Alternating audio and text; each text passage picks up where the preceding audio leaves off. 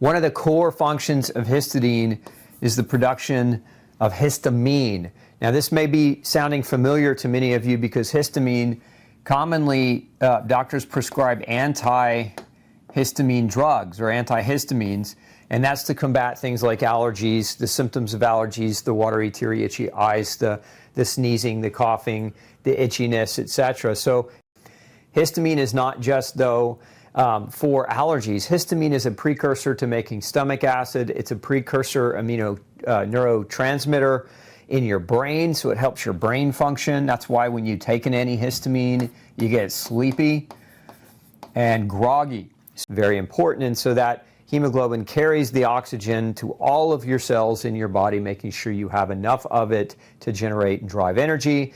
But it also is very important for stabilization of blood pH.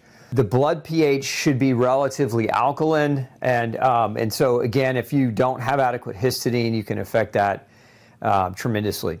Enzyme and metal ion binding. Histidine binds certain metals. It can bind with zinc and copper. It can bind with iron, and it's important that it makes those binds because, like in the case of hemoglobin, it's binding with iron. But there are several proteins where histidine will bind with zinc and copper to provide certain types of antioxidant functions, as you can see here, anabolic or antioxidant rather, and metabolic enzyme functions. So we need histidine for those things.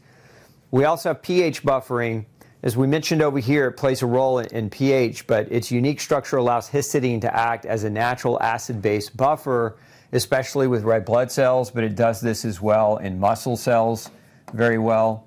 One of the things that histidine helps to produce is a compound called carnosine, which is a dipeptide, and it serves as tremendous support for the muscle, not only in your skeletal muscle, but also in your heart.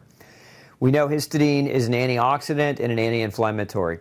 So scavenges free radicals and binds toxic metals, helping reduce oxidative stress and inflammation. So a lot of key functions for this very important amino acid.